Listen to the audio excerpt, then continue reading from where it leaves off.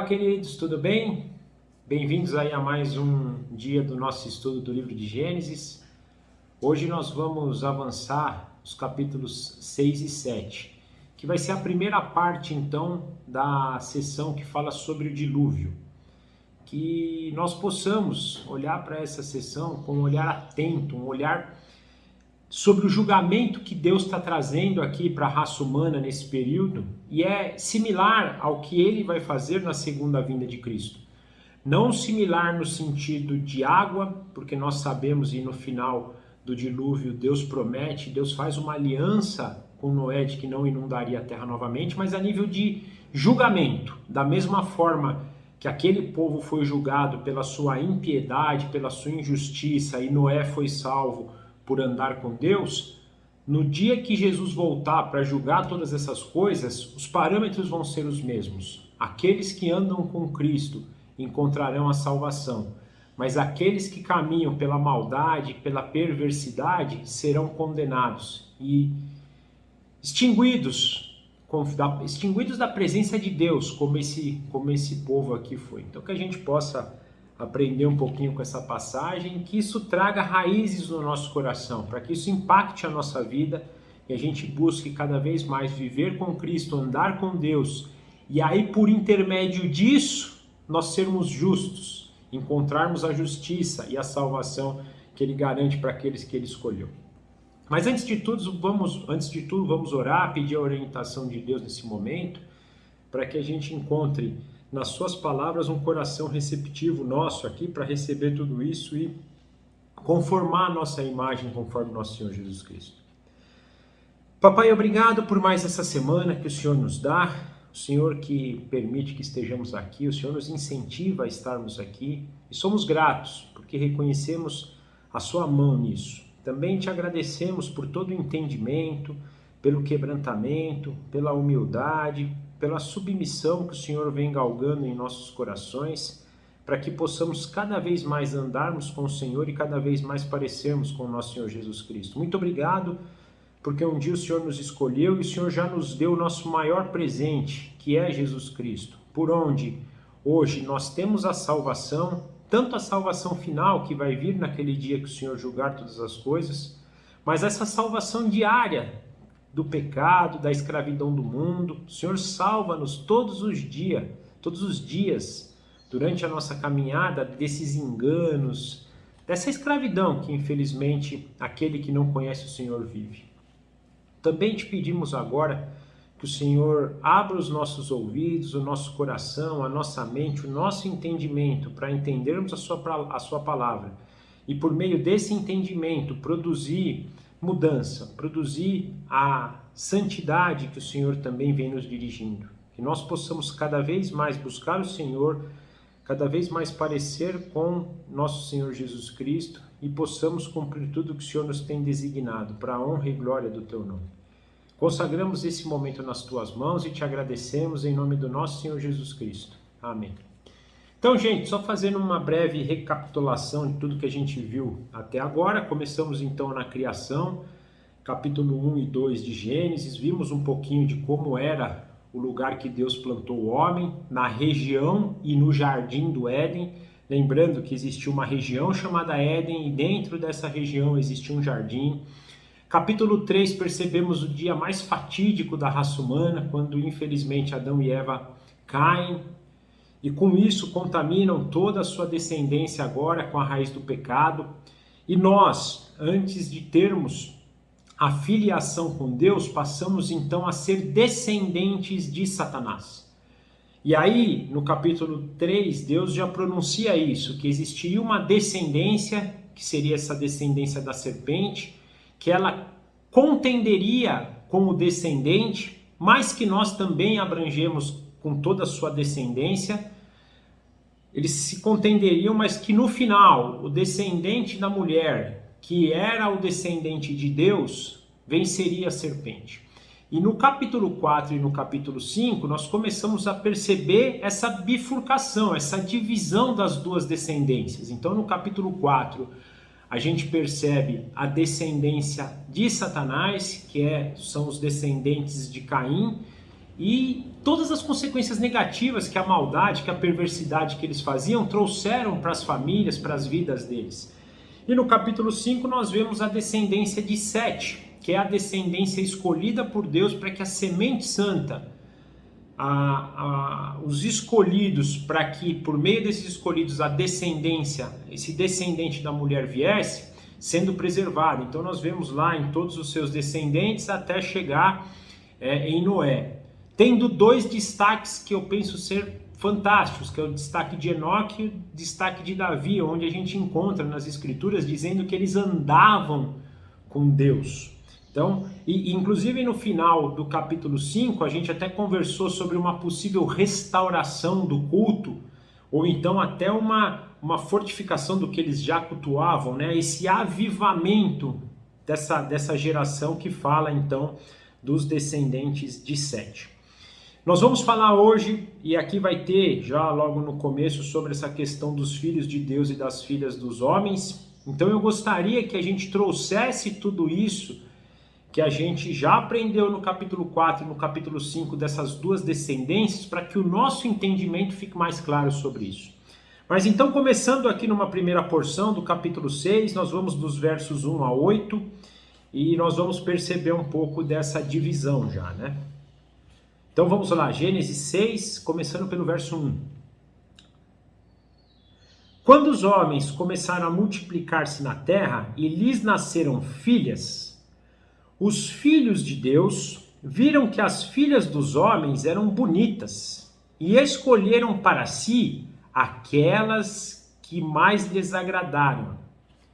Então disse o Senhor: por causa da perversidade do homem, meu espírito não contenderá com ele para sempre. Ele só viverá 120 anos. Naqueles dias haviam nefilins na terra, e também, posteriormente, quando os filhos de Deus possuíram as filhas dos homens, e elas lhes deram filhos. Eles foram os heróis do passado, homens famosos. O Senhor viu que a perversidade do homem tinha aumentado na terra, e toda a inclinação dos pensamentos do seu coração era sempre e somente para o mal. Então o Senhor arrependeu-se de ter feito o homem sobre a terra, e isso cortou-lhe o coração. Disse o Senhor: farei desaparecer da face da terra o homem que criei, os homens e também os animais, grandes e pequenos, e as aves do céu. Arrependo-me de havê-los feito. A Noé, porém, o Senhor mostrou benevolência. Então até aqui o versículo 8, a palavra de Deus. Começamos lá no versículo 1 vendo isso, né? Então os homens se multiplicaram na terra, tanto a geração de Caim quanto a geração de Sete, tanto aqueles que eram descendentes de Satanás, descendência de Caim, quanto os descendentes de Deus, descendência de Sete. Só que em dado momento eles se misturam. Há uma mistura das duas raças, né? Das duas, vamos chamar de raça, mas das duas descendências, a descendência de Caim e a descendência de Sete, que a gente vê então no capítulo 4 e no capítulo 5. E isso traz aos filhos de Deus, os descendentes de Sete, chama a atenção deles as descendentes de Caim, as filhas dos homens, que são as filhas dos descendentes de Caim. Então há nessa mistura, chama-se a atenção dos filhos de Deus para os filhos dos homens. Mas antes, até para a gente entender e fortalecer esse entendimento de que realmente os filhos de Deus eram a descendência de Sete e os filhos de Satanás a descendência de Caim, eu gostaria que a gente olhasse para a passagem que se encontra em Lucas, o Evangelho de Lucas, capítulo 3, versículo 38. É o final aqui de uma passagem que fala da genealogia de Jesus, e quando Lucas está falando dessa árvore genealógica de Jesus, o objetivo dele é chegar até Adão, para que a gente pudesse entender toda essa rota de Jesus até Adão. E no versículo 38 ele fala assim: Cainã, filho de Enos, Enos, filho de Sete, e este, filho de Adão, filho de Deus. Olha que interessante. Então aqui Lucas está dando para a gente essa interpretação. Os descendentes de Sete e de Adão e os descendentes de Sete, por meio de Adão, se tornaram eram os filhos de Deus. O grande propósito de Deus sempre foi esse, que toda a descendência de Adão fosse filha dele, mas quando o homem cai, eles se tornam filhos de Satanás. Não é à toa que Jesus, em João 3, nos diz: é necessário que a gente morra e nasça de novo. Porque na primeira vez que nós nascemos descendentes dessa descendência caída, pecadora de Adão. E quando nós nascemos de novo, nós nascemos agora para Cristo, o segundo Adão, aquele que realmente é o descendente de Deus. Então é sempre importante a gente ter isso, que quando na leitura que eu tenho aqui, é que quando ele fala dos filhos de Deus, ele está falando dos descendentes de Sete, das filhas dos homens, dos descendentes de Caim. Naturalmente, se a gente estudar esse assunto, nós vamos encontrar algumas outras possibilidades que eu não considero, né? Por exemplo, falam-se talvez dos filhos de Deus serem anjos, né? Ou outras coisas gigantes, daí por diante. Eu gostaria que a gente pudesse continuar nesse entendimento, até porque nós estamos dentro de uma passagem que tem um contexto. Se o capítulo 4 e o capítulo 5 nos mostra essas duas descendências, né, de forma diferente, o capítulo 3 nos diz que existe uma descendência da serpente e existe uma descendência de Deus, eu acho que no contexto total a gente vai perceber aqui a continuidade daquilo que vem sendo dito desde Gênesis 3. Então, olhando nessa perspectiva, os filhos de Sete, os descendentes de Sete, se misturam com os descendentes de Caim.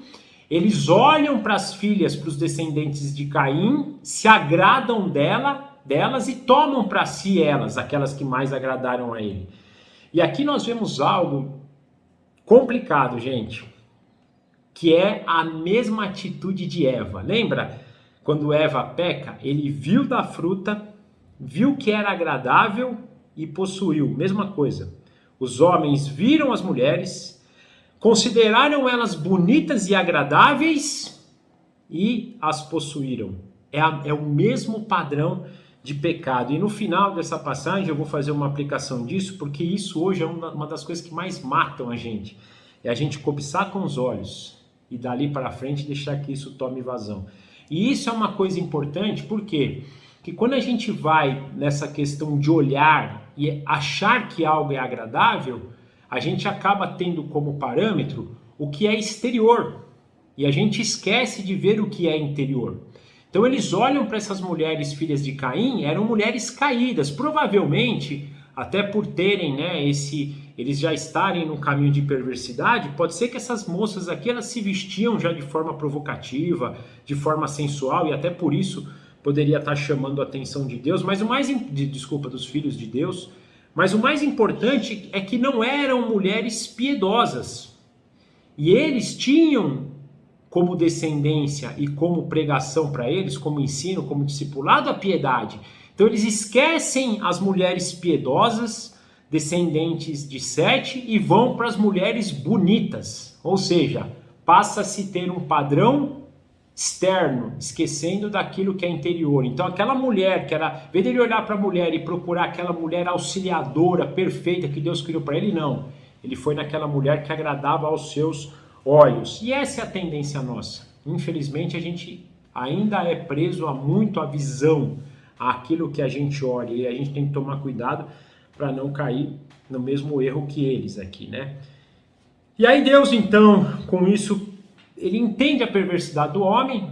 Por quê? Porque ele vê isso, né? Então o homem, em vez de olhar para o interior, aquilo que é bom, santo e agradável, não. Olha para aquilo que é bonito. E aí Deus, então, julga, né? Eles não vão poder viver para sempre. Meu espírito não vai ficar contendendo muito mais com eles.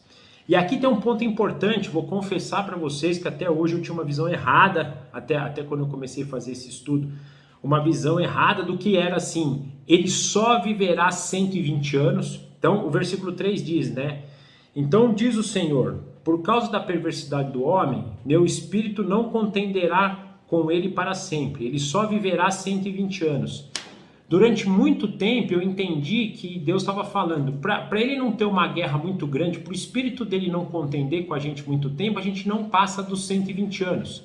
Lembrando que os homens aqui viviam até 900, 800 anos. Então Deus estava abreviando o período de vida. Mas vendo alguns comentaristas, e honestamente passou a fazer mais sentido para mim, eu acho que a versão mais correta da gente ter aqui é que Deus, nesse momento que ele percebe a perversidade do homem, ele fala assim: eu vou deixar essa geração mais 120 anos e vou mandar julgamento para eles. É um período para o chamado de arrependimento.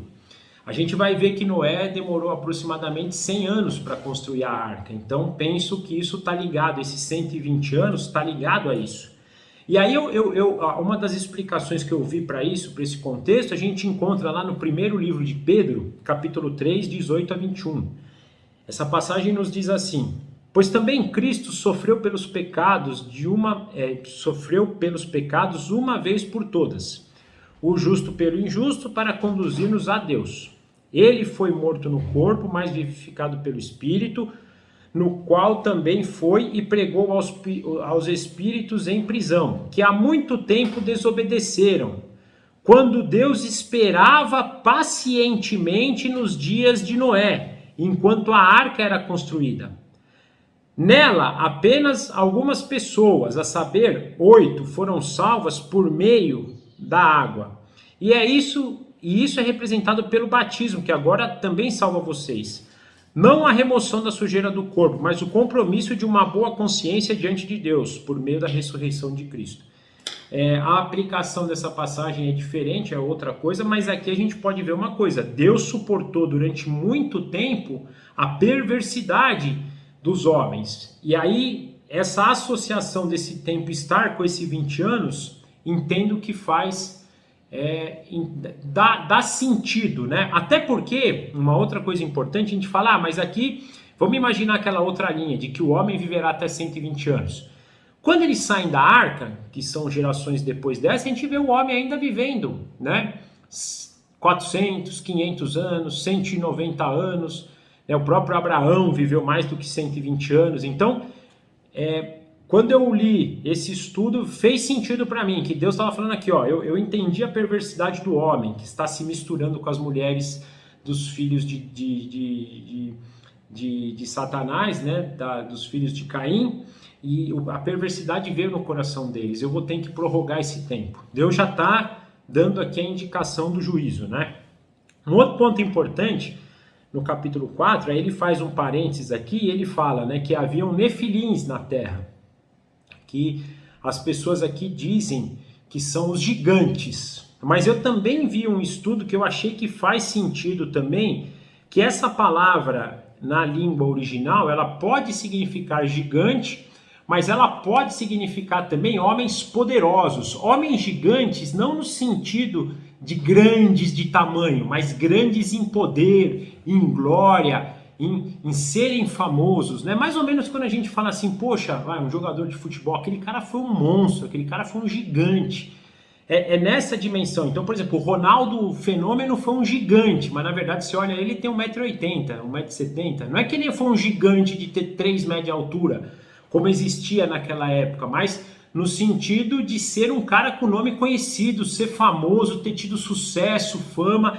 E isso vem no próprio capítulo 4 que fala, né, no final. Eles foram heróis do passado, homens famosos, ó. Então, a própria continuação do capítulo 4, do versículo 4, desculpa, já explica o que quer dizer isso. Então, naquele tempo já existia esse conceito das pessoas serem poderosas, ser famosos, possivelmente reis, possivelmente grandes líderes, pessoas que tinham o seu nome conhecido. Isso Deus sabe que é perversidade. Não é à toa que mais para frente nós vamos estudar, por exemplo, lá na Torre de Babel, que vai ser um motivo para que Deus confunda as línguas, né? E aqui é importante a gente entender que quando eles estão tornando seus nomes famosos, né? Eles, e sendo heróis, eles estão esquecendo de quem? De quem que faz eles serem famosos. Eles estão tomando para si uma glória que não é deles, que é uma glória que é de Deus, que é exatamente o que Satanás propõe para Eva e para Adão no Jardim do Éden. Então, ele está cumprindo aquilo que foi dito lá atrás,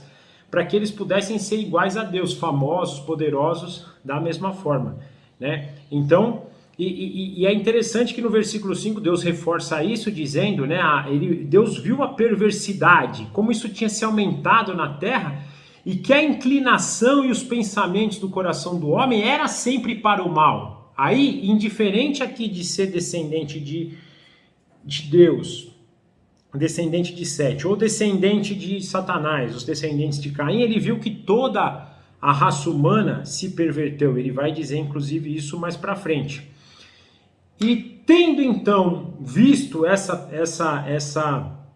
perversidade, essa maldade sendo aumentada na raça humana, o versículo 6 e o versículo 7 nos mostra que Deus, então, se arrepende. E decide, então, que ele se arrepende e se arrepende de ter feito, de ter criado o homem e toda a criação.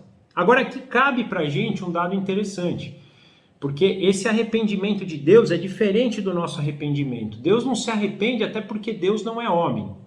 Mas então, se ele não se arrepende, por que essa passagem bíblica está dizendo isso? Porque isso é uma forma de trazer para nós um entendimento do que Deus estava sentindo naquele momento.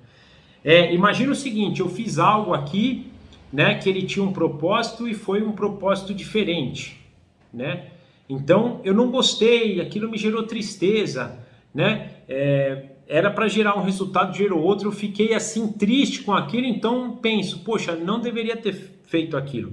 Agora, a gente não pode esquecer que Deus é onisciente e onipotente. Então, se Deus é onisciente, ele já não sabia toda a história? Já sabia. Então como é que ele pôde não saber disso? Ele já sabia de tudo isso, mas ele está mostrando como isso foi triste para ele. Porque isso, conforme o propósito dele, toda a história que ele escreveu, foi necessário que acontecesse. Mas isso não quer dizer que era a vontade dele, muito pelo contrário, que ele gostou disso. Se fosse pelo gosto dele, realmente tinha que destruir tudo. Não teria mais chance. Para mostrar o quanto o pecado, o quanto a perversidade, o quanto a maldade do homem impacta Deus. Fere os sentimentos de Deus. Então ele está dando aqui o que a gente chama de antropoformismo, né? O que é um antropoformismo? É o dar em formas humanas aquilo, um sentimento para Deus. Quando a gente fala, por exemplo, Deus mede o universo na palma da mão. Deus não tem mão, né? Estou falando Deus Altíssimo. Hoje Jesus tem lá, Deus, Jesus é Cristo também. Se a gente for pensar Jesus como homem, estou falando Deus, né? Esse Jesus aqui é homem, Jesus também, mas Deus como o ser supremo, ele não tem mão. Então o que o profeta está dizendo ali? Se eu pudesse ter uma imagem para que você entendesse, eu diria que Deus teria uma mão e o universo inteiro estaria na palma da mão dele. É a mesma forma, Deus aqui, ele tem um sentimento muito ruim, um sentimento muito mal em relação a tudo que está acontecendo, a perversidade, a maldade humana. É um sentimento parecido com o nosso arrependimento. Quando a gente faz alguma coisa e se arrepende daquilo porque aquilo não foi bom. É nesse sentido. E isso para quê também? Para que a gente perceba as misericórdias de Deus. Porque nessa altura do campeonato, o sentimento dele era de destruir tudo. Mas a gente percebe que a sua misericórdia também prevalece, a ponto dele poupar Noé e a sua família. Então, o que era para ser destruído na sua totalidade, não é porque Deus mostra benevolência a Noé. Uma coisa importante, nós vamos perceber em outras passagens a ação de Noé nisso. Mas gravem isso, gente, esse versículo 8 é muito importante para a gente. Tudo isso vem para Noé por quê? Pela benevolência, pelo favor, pela graça de Deus. Noé não era diferente de qualquer outro em relação a carregar a maldade. Porém, pela benevolência de Deus, ele andou com Deus e por isso foi capacitado em fazer aquilo que fazia, por isso foi capacitado em fé, por isso foi capacitado em justiça, pela benevolência do Senhor. Da mesma forma, Enoque, da mesma forma, Enos, Sete, todos seus descendentes, se eles fizeram alguma coisa de bom, se eles foram descendentes de Deus, foi porque o próprio Deus fez o bem para eles, foi benevolente com eles. Então, do mesmo modo que a gente vê o quanto isso trouxe pesar para o coração de Deus, nós percebemos também a benevolência dele em poupar uma raça, em poupar uma semente santa, aqui representada por Noé, ok? Avançando aqui do versículo 9 agora ao versículo 22, né? Nós agora vamos ver um pouco da história de Noé. Então, versículo 9. Esta é a história da família de Noé. Noé era um homem justo, íntegro entre o povo na sua época. Ele andava com Deus. Noé gerou 3 filhos, Sem, Cã e Jafé. Ora, a terra estava corrompida aos olhos de Deus e cheia de violência. Ao ver como a terra se corrompera, pois toda a humanidade havia corrompido toda a sua conduta, olha que termo, gente, toda a humanidade, Deus disse a Noé: darei fim a todos os seres humanos, porque a terra encheu-se de violência por causa deles. Eu os destruirei com a terra.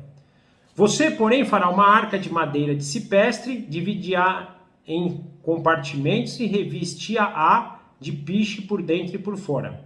Faça-a com 135 metros de comprimento e 22 metros e meio de largura e 13 metros de altura. Faça um teto com um vão de 45 centímetros entre o teto e o topo da arca. Coloque uma porta lateral na arca e faça um andar superior, um médio e um inferior. Eis que vou trazer águas sobre a terra, o dilúvio, para destruir debaixo do céu toda a criatura que tem fôlego de vida. Tudo que há na terra perecerá. Mas com você estabelecerei a minha aliança. Você entrará na arca com seus filhos, sua mulher e as mulheres dos seus filhos. Faça entrar na arca um casal de cada ser vivo, de cada um dos seres vivos, macho e fêmea, para conservá-los vivos com você. De cada espécie de ave, de cada espécie de animal grande, de cada espécie de animal pequeno que se move rente ao chão, virá um casal, e um casal a você, para que sejam conservados vivos. E armazene todo tipo de alimento, para que você e eles tenham mantimento. Noé fez tudo exatamente como Deus tinha ordenado.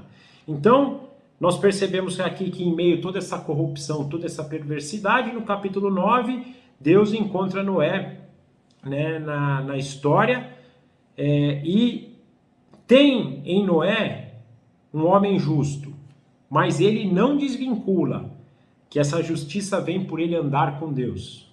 Então, no versículo 9, nós vemos que Noé era um homem justo e íntegro, mas que ele andava com Deus, ou seja, ele só conseguia tudo isso porque ele andava com Deus, porque Deus foi benevolente com ele. Mais uma vez, gente, é graça, tudo vem da graça de Deus. Aí ele começa no 10 falando, né, dos filhos de Noé. Tinha falado que ele tinha tido os filhos, e aqui ele dá o nome dos filhos, Sem, Cã e Jafé. Versículo 11 e 12, ele diz que toda a terra estava corrompida. Esse termo é muito forte, gente. Toda a raça humana havia corrompido a sua conduta. Olha que coisa. Comprovando até o que Paulo diz, que não há o justo sequer, né? Mas aqui estavam todos corrompidos. E uma coisa importante, se estavam todos corrompidos, até os filhos de Deus estavam corrompidos. Então, tanto os descendentes de Caim quanto os descendentes de Sete tinham se corrompido, né? Agora olha que coisa, vamos um pouquinho mais longe nisso. Vou voltar aqui até em Gênesis 5, eu vou ler a partir de Enoque, por exemplo. Nós vamos ver que tanto Enoque, né, como Lameque, né, todos eles, Matusalém viveu 187 anos, gerou a Lameque. Depois que gerou Lameque, ele viveu 182 anos e teve filhos e filhas. Lameque é a mesma coisa, né? 500 anos e teve filhos e filhas. O que quer dizer? Por exemplo, Lameque, que é o pai de Noé, teve filhos e filhas. Quer dizer que Noé teve vários irmãos corrompidos, injustos. Matusalém teve filhos e filhas, fora Lameque, corrompidos, perversos, praticantes do mal, nos mostrando que até esses daqui que estavam dentro da semente santa, dentro da descendência dos filhos de Deus, também se corromperam, né? Mostrando, ou seja, que só sobrou Noé como homem justo. No versículo 13, então, nós percebemos Deus dizer a Noé que ele iria destruir a terra, ou seja, Deus anunciando o julgamento, né? E aí é uma coisa interessante, porque Deus então anuncia que destruiria tudo, né? Tudo isso devido à violência do homem, à maldade e à perversidade do seu coração. E aí Deus começa a falar algo para Moisés sobre construir uma arca, né? Então ele fala, ó, vou destruir tudo, mas até então não fala aqui sobre o dilúvio. Fala, ó, vai construir uma arca. E dá todas as características dessa arca para Noé.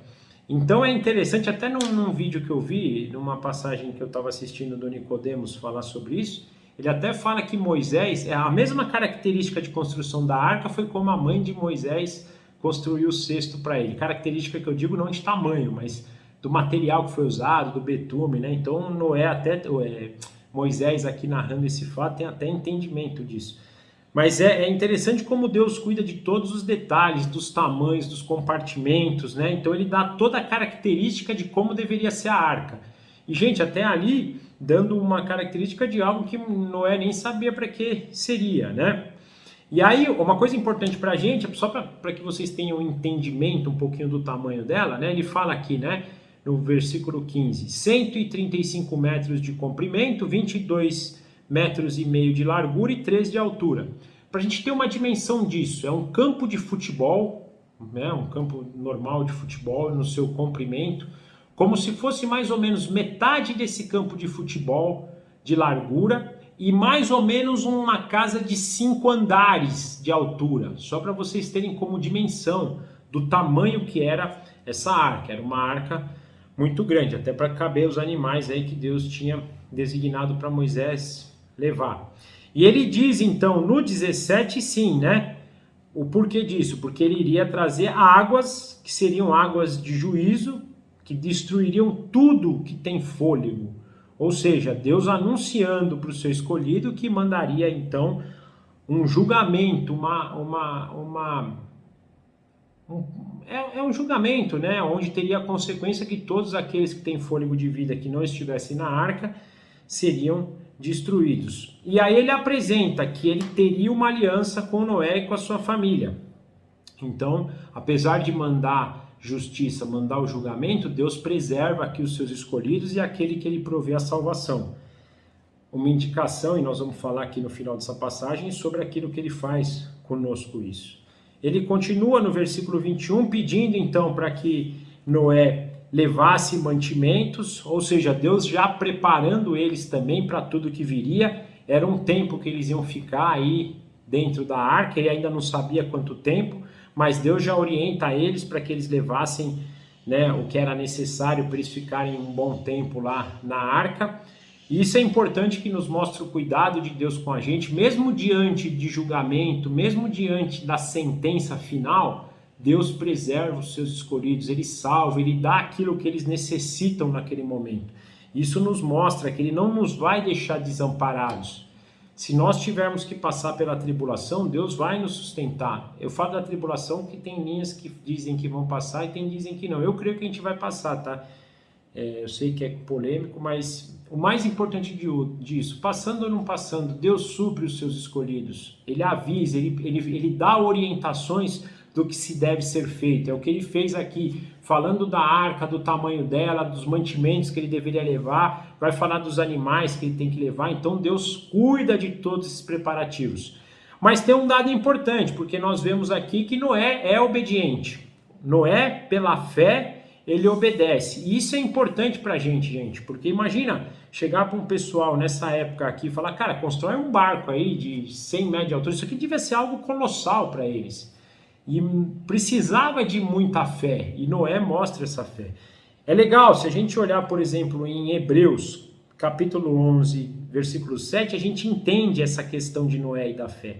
Então, Hebreus 11, 7 nos diz assim, pela fé, Noé, quando avisado a respeito das coisas que ainda não se viam, movido por um santo temor, construiu uma arca para salvar sua vida. Por meio da fé, ele condenou o mundo e tornou-se herdeiro da justiça, que é segundo a fé. Então, o que nós aprendemos e nós vemos o que Noé fez aqui? ele foi avisado de algo muito maluco, se a gente for pensar na época, né? Você imagina Deus chegar para você e falar, ó, vou encher toda a terra, então você constrói um barcão aí, esse barcão tem que ter tanto por tanto, leva os mantimentos que eu vou matar todo mundo aí, só quem estiver lá vai morrer. Então, ele tem que crer isso. Mas tem um dado interessante, que a crença dele veio também por um santo temor, né? E aí é uma coisa que a gente precisa ter em mente, a gente já tem falado, que o amor de Deus e o temor a Deus, eles andam paralelos.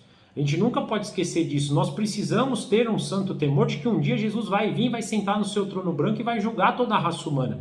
Cada um individualmente por aquilo que fez, conforme que está escrito no livro das obras.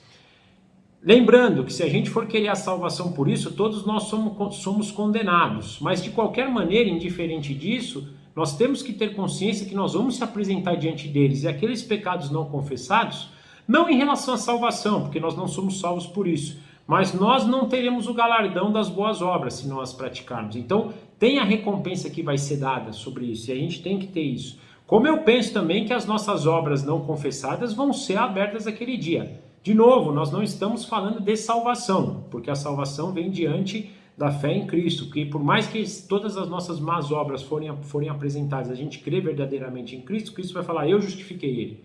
Mas é isso, saber que um dia a gente vai se apresentar diante de Deus, a gente tem um santo temor em relação a isso. A gente vive hoje de forma muito licenciosa, acreditando que só a salvação pela graça basta, e a salvação a nível de salvação, sim.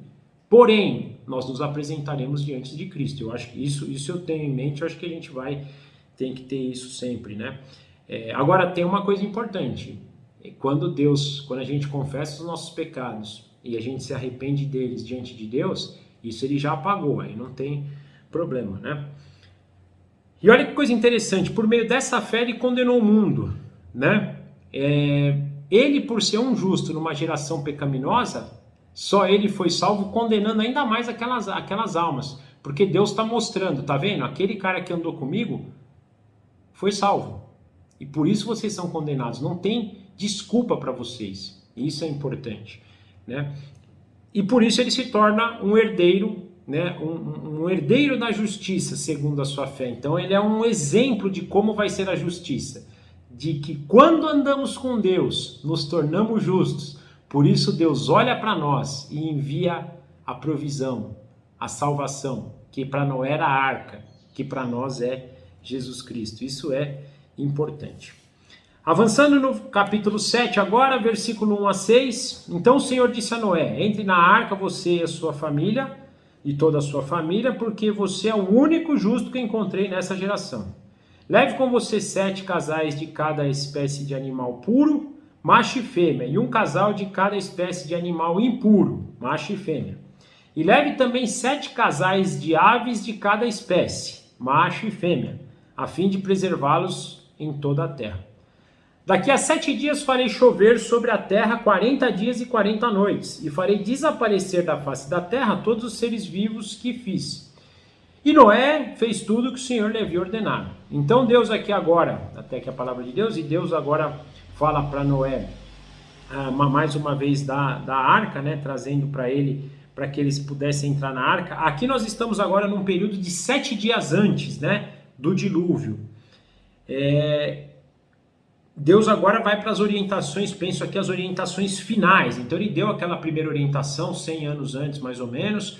Provavelmente veio trabalhando algumas outras orientações no caminho, mas aqui está chegando a hora decisiva, né?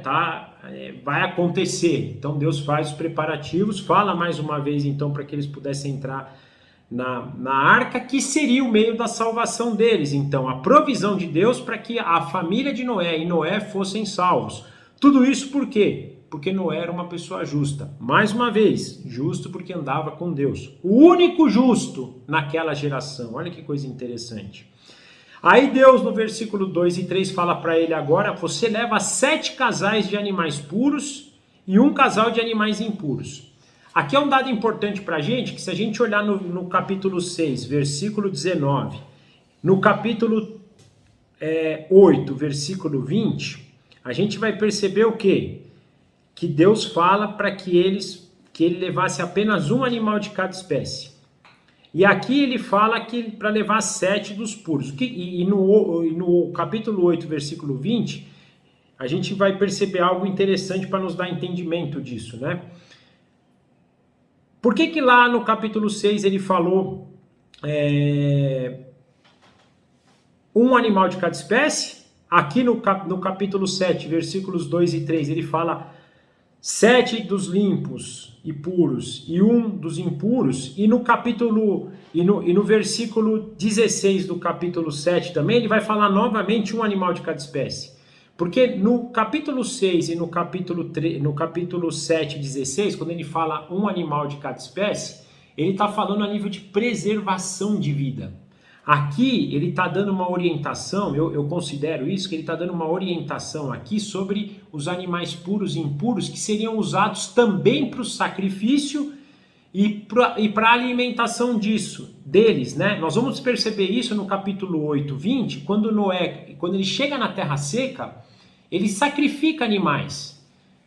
E no capítulo 9, que Deus permite agora que eles comam os animais. Tem uma discussão se só começa a permitir daqui ou se começa antes, mas o que eu acho que Moisés quer deixar claro aqui, a necessidade, e lembra, Moisés está escrevendo isso para o povo que vai entrar na terra prometida, para os israelitas, que tanto os sacrifícios quanto a alimentação só podia ser de animais puros, não impuros. E aí vem uma coisa interessante, porque se ele levasse apenas um animal de cada espécie, dos puros, por exemplo, quando Noé chegou na terra e sacrificou os animais, que a gente vê no capítulo 8, versículo 20, a Bíblia está se contradizendo, porque, poxa, Deus pediu para levar um animal de cada espécie. Aí ele chega lá na terra e ele sacrifica aquele animal. Aquele animal que foi sacrificado não ia ter mais continuidade, porque não ia ter um casal para se relacionar, para se multiplicar. Então, esse 7 aqui que ele leva, penso que é para sacrifício e para alimentação desse. Sendo que do 7, um casal ele preserva e o outro ele usa para mantimento e para sacrifício. E sempre já apontando isso, penso que o grande objetivo de Moisés a escrever isso é falar para o povo de Israel: nós só podemos comer animais puros e sacrificar os animais puros. Nós vamos ver isso depois na lei que Moisés dá para Israel sobre isso, sobre o sacrifício dos animais e sobre a alimentação serem dos animais puros. Então o foco dele aqui de falar dos 7 casais puros é isso, que ele levou um casal de cada animal puro para manter vivo. Os outros 6 serviriam para alimentação e sacrifício. Versículo 4, a gente percebe que Deus avisa então, Deus não deixa os seus escolhidos sem aviso, gente. Quando Deus vier para julgar, ele vai nos avisar. Aí entra a discussão desse aviso, se é o anticristo, se é a 70ª semana de Daniel, o que quer que seja. O importante é o seguinte: quando Deus vier julgar o mundo, nós saberemos. E versículo 5, mais uma vez é indicada a obediência de Noé. Olha como Noé, ao andar com Deus, era justo e obediente, né? Versículos 6 a 10 do capítulo 7. Noé tinha 600 anos de idade quando as águas do dilúvio vieram sobre a terra. Noé, seus filhos, sua mulher, as mulheres dos seus filhos entraram na arca por causa das águas do dilúvio. Casais de animais grandes, puros e impuros, de aves e de todos os animais pequenos que se movem rente ao chão, vieram a Noé e entraram na arca, como Deus tinha ordenado a Noé. E depois de 7 dias, as águas do dilúvio vieram na terra. Uma coisa importante, com esses 600 anos lá, a gente consegue cravar quando que veio o dilúvio, né? 1565, e até que a gente falou aquela discussão de Matusalém, mas a gente começa a ter marcadores de tempo aqui, para a gente saber mais ou menos quantos anos vieram o dilúvio. Uma coisa bacana, Deus traz os animais para Moisés, né? Isso é importante para a gente. Versículo 9, vieram a Noé, como Deus tinha ordenado a Noé. Então todos os animais, eu não acredito que Noé saiu na natureza lá juntando os animais, não. O plano de Deus é tão perfeito que os próprios animais vêm até Noé, os animais escolhidos por Deus, todos entram ali na arca, aguardam o dilúvio pelos 7 dias, e como Deus tinha prometido, como Deus tinha anunciado, depois de 7 dias vêm as águas do dilúvio. Avançando aqui, capítulo 7, versículo de 11 a 16. No dia em que Noé completou 600 anos, 1 mês e 17 dias, nesse mesmo dia, todas as fontes das grandes profundezas jorraram, e as comportas do céu se abriram, e a chuva caiu sobre a terra 40 dias e 40 noites. Naquele mesmo dia, Noé e seus filhos, Sem, Cã e Jafé, com sua mulher e com as suas mulheres de seus 3 filhos, entraram na arca. Com eles entraram todos os animais, de acordo com as suas espécies, todos os animais selvagens, todos os rebanhos domésticos, todos os demais seres vivos que se movem rente ao chão e todas as criaturas que têm asas, todas as aves e todos os outros animais que voam. Casais de todas as criaturas que tinham fôlego de vida vieram a Noé e entraram na arca. Os animais que entraram foram um macho e uma fêmea de cada ser vivo, conforme Deus ordenara a Moisés. Então o Senhor fechou a porta.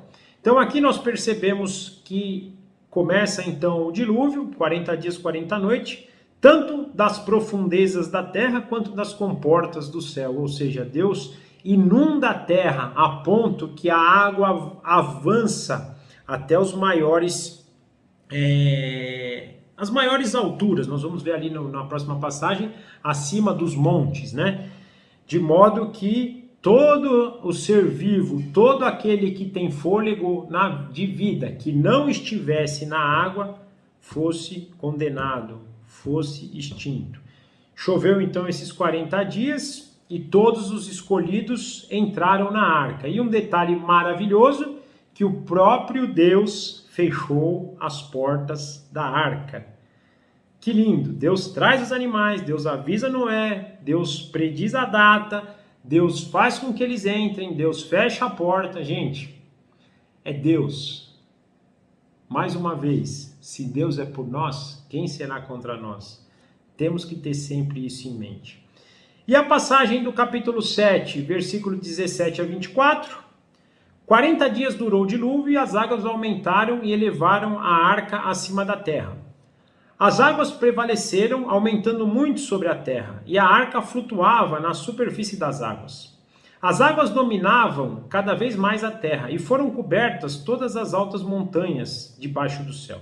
As águas subiram até quase 7 metros acima das montanhas. Todos os seres vivos que se movem sobre a terra pereceram. Aves, rebanhos, domésticos, animais selvagens, todas as pequenas criaturas que povoam a terra e toda a humanidade. Tudo que havia em terra seca e tinha narinas no fôlego de vida morreu. Todos os seres vivos foram exterminados da face da terra. Tanto os homens como os animais grandes, os animais pequenos que se movem rente ao chão e as aves do céu foram exterminados da terra. Só restaram Noé e aqueles que com ele estavam na arca. E as águas prevaleceram sobre a terra 150 dias.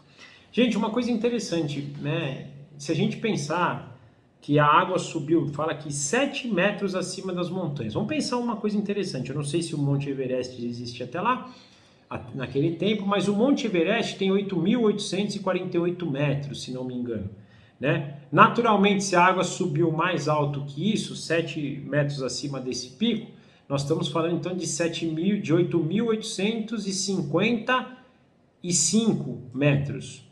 Quem estuda sobre isso, eu gosto um pouco de escalada, às vezes vejo, quando você passa de 8.000 metros, a gente entra numa zona chamada zona da morte, porque falta oxigênio, né? A quantidade de oxigênio no ar é pequena.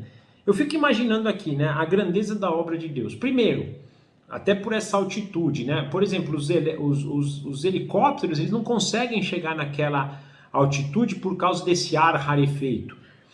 Se naquela época existia isso e as águas subiram a essa altura, olha a mão de Deus em preservar a vida de Noé, da sua família e a própria arca.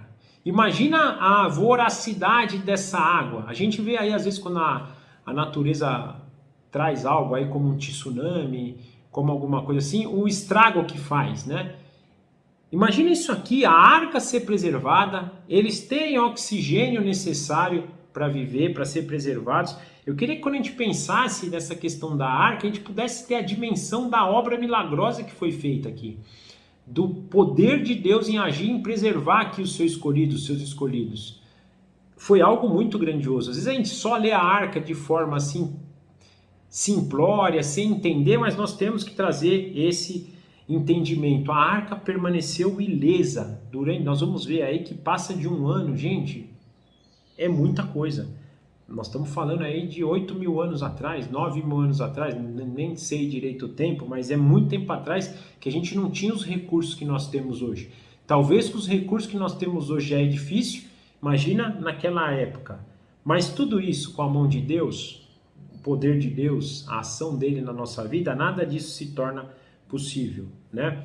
Percebemos aquilo que temos dito, todos morreram, que estavam fora da arca, sobre o julgamento de Deus, devido à perversidade do seu coração, do coração dos homens, né? Da maldade dos homens, eles foram julgados e foram mortos. Exceto aqueles que permaneceram na arca, que, construída pela fé e pela obediência de Noé, por andar com Deus, foram supridos por Deus, foram pela graça, pela benevolência de Deus, salvos dessa condenação. E aí nós vamos ver que eles vão para uma terra que será inicialmente restaurada e que nós veremos nos próximos capítulos, 8 e 9. Mas mostrando aqui o padrão da obra de Deus na nossa vida. Eu vou falar um pouquinho desse padrão daqui a pouco, mas antes eu queria ler com vocês algumas passagens sobre o dilúvio, só para a gente entender sobre a importância de conhecermos a história do dilúvio no sentido de aplicação disso para a nossa vida. Muita gente aplicou isso, o Senhor Jesus aplicou, Pedro aplicou, nós vamos ver Isaías aplicando, Ezequiel aplicou, então muitas aplicações durante a história e durante o relato bíblico vêm do dilúvio. E eu queria ler duas passagens que mais chamaram a minha atenção. Uma se encontra no segundo livro de Pedro, capítulo 2, versículo 1 a 5, que nos diz assim: No passado surgiram falsos profetas no meio do povo, como também surgiram entre vocês falsos mestres. Estes introduzirão secretamente heresias destruidoras, chegando a negar o soberano que os resgatou, trazendo sobre si mesmos repentina destruição. Muitos seguirão os caminhos vergonhosos destes homens, e por causa deles será difamado o caminho da verdade. Em sua cobiça, tais mestres os explorarão com histórias que inventaram. Há muito tempo a sua condenação paira sobre eles, e a sua destruição não tarda, pois Deus não poupou os anjos que pecaram, mas os lançou no inferno, prendendo-os em abismos tenebrosos, a fim de serem reservados para o juízo. Agora a parte que nos interessa. Ele não poupou o mundo antigo quando trouxe o dilúvio sobre aquele povo ímpio, mas preservou Noé, pregador da justiça, e mais 7 pessoas. Isso aqui nos mostra o que, gente? Uma conexão desses atos de justiça de Deus, penso aqui. Então, do mesmo jeito que Deus trouxe justiça lá no dilúvio, ele vai trazer sobre os homens aqui que Pedro está falando, direcionando isso para o grande dia do Senhor, quando ele vai julgar, né, todos os povos. Do mesmo jeito que ele julgou o povo antes do dilúvio e eles foram mortos no dilúvio, mostrando aqui que nesse grande dia, como aconteceu naquele dia lá do dilúvio, muitos serão julgados e condenados, e outros salvos. Aqueles que andam na palavra da verdade, aqueles que foram escolhidos por Deus, que através da sua benevolência, hoje conseguem caminhar por um caminho de justiça, de santidade e de retidão. Então, já uma primeira indicação aqui dessa aplicação sobre o dilúvio. E uma que eu acho fantástica, essa que Jesus faz, então, no sermão que ele faz no capítulo 24 de Mateus. A gente chama esse trecho aqui de sermão escatológico, né? Quando Jesus está falando sobre as últimas coisas e ele está falando daquele grande dia que ele vai julgar a raça humana, e ele aplica o dilúvio como algo similar, né? Então, Mateus 24, do 36 ao 39. Quanto ao dia e a hora, ninguém sabe, nem os anjos dos céus, nem o Filho, senão somente o Pai. Como foi nos dias de Noé, assim também será a vinda do Filho do Homem. Pois nos dias anteriores ao dilúvio, o povo vivia comendo e bebendo, casando-se e dando em casamento, até o dia em que Noé entrou na arca, e eles nada perceberam. Até que veio o dilúvio e os levou a todos. Assim acontecerá no dia da vinda do Filho do Homem. Aqui, gente, olha que sinal maravilhoso.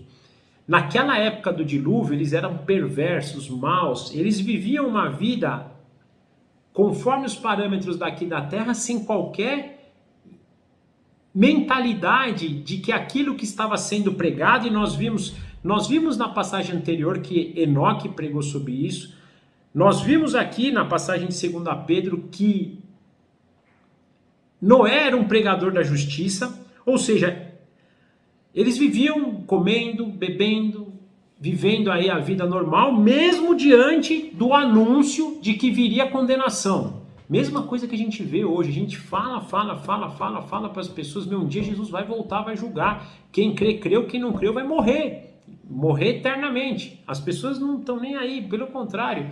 Até como veio aqui na 2 Pedro, que ele fala que falsos profetas se misturariam, trazendo mentiras, muitos veem hoje, não, todos os caminhos levam a Deus, no final todo mundo vai ser salvo, fica tranquilo, pode comer, beber, casar, se dar em casamento, toca a tua vida, cara, toca a tua vida, você não vai ser julgado não. É isso, gente.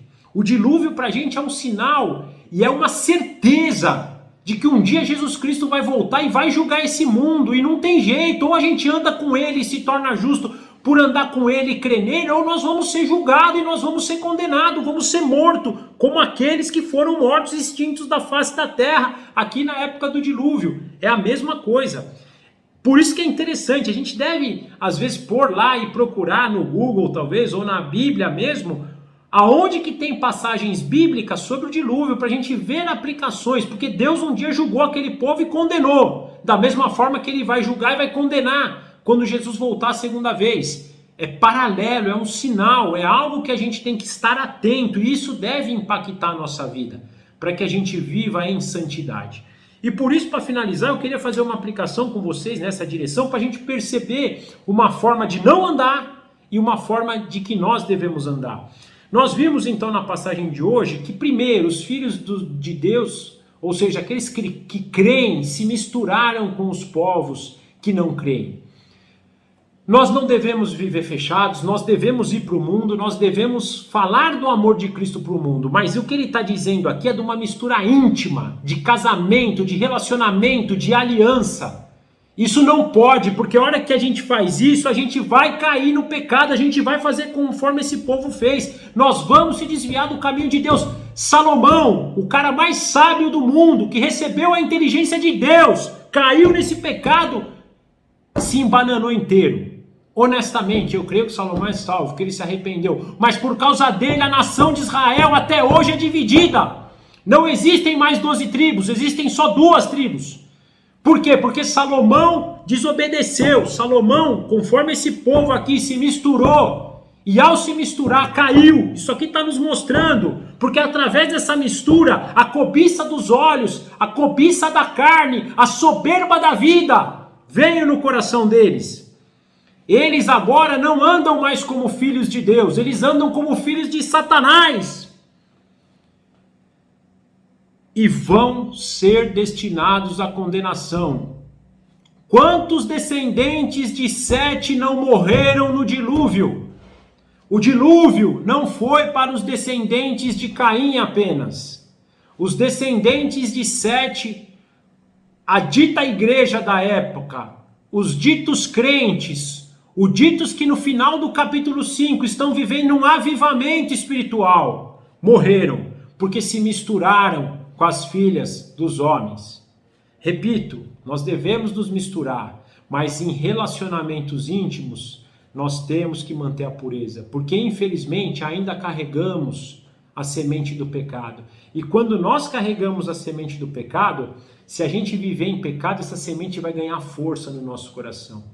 Mas existe um outro lado. Existe aqueles como Enoque, existe aqueles como Noé, que encontram a benevolência de Deus.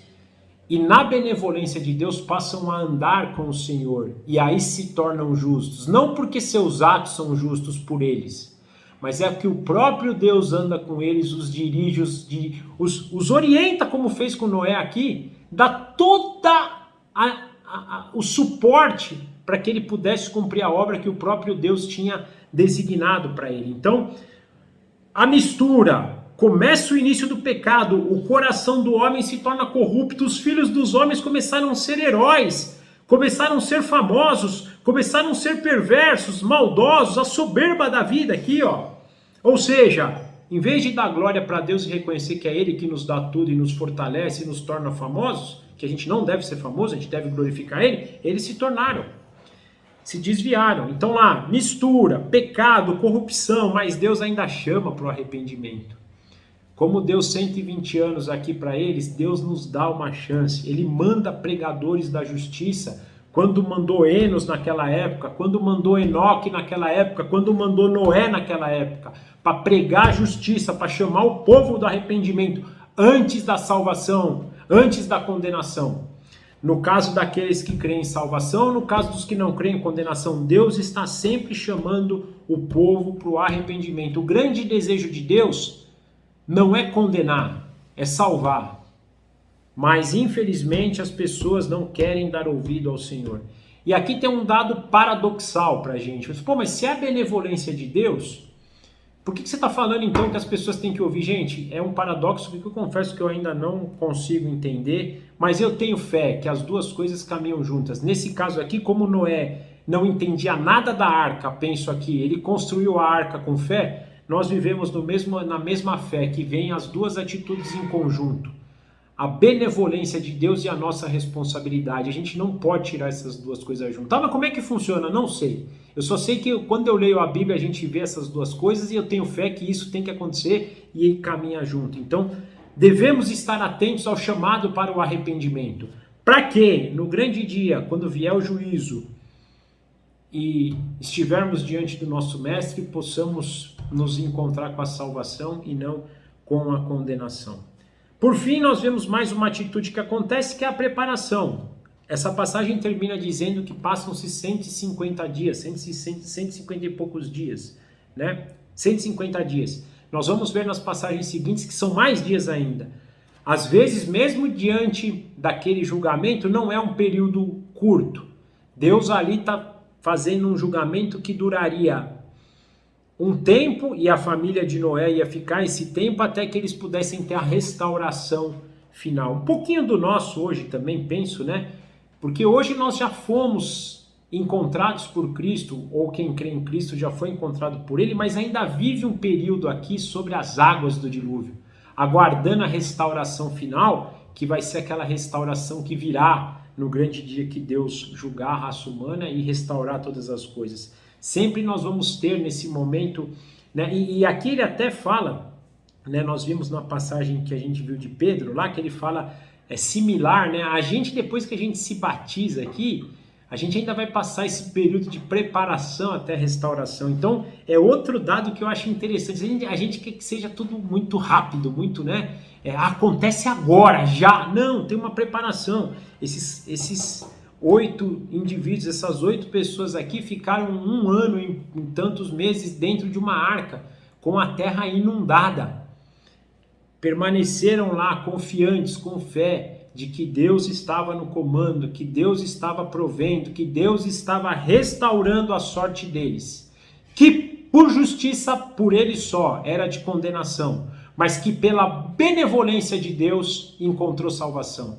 E esse deve ser o nosso desejo, essa deve ser a nossa direção, e que quando a gente estude o dilúvio, a gente pense, é um sinal daquilo que virá, é um sinal de que Deus um dia vai julgar o mundo, e que naquela época, da mesma forma que ele condenou muitos e salvou alguns dos seus escolhidos, naquele grande dia, quando Jesus vier julgar aqueles que não encontraram Cristo, que não tiveram a benevolência de Deus, serão condenados, quanto aqueles que encontraram a salvação serão salvos e poderão então ser restaurados eternamente para viver na glória com Deus. Amém?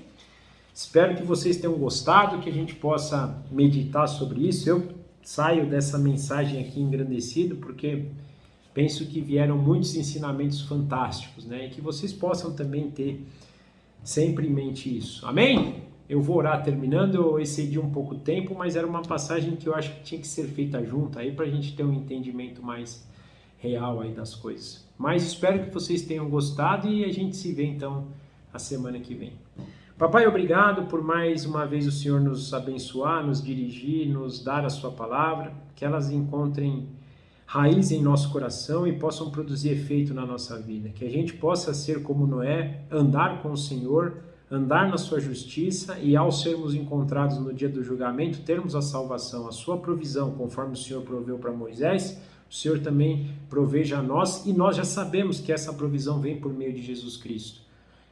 Muito obrigado por isso e que a gente tenha e viva essa verdade sempre em nossos dias. Pedimos que o Senhor nos dirija nesse dia, que a gente possa também nessa semana estar na sua presença, andar com o Senhor, que possamos na semana que vem estarmos aqui novamente para estudarmos da Tua Palavra e que cada vez mais glorifiquemos o Teu nome com a nossa vida, com o nosso sacrifício, com a nossa entrega e com o nosso amor ao Senhor. Nós consagramos a nossa vida em Tuas mãos e Te agradecemos em nome do nosso Senhor Jesus Cristo. Amém.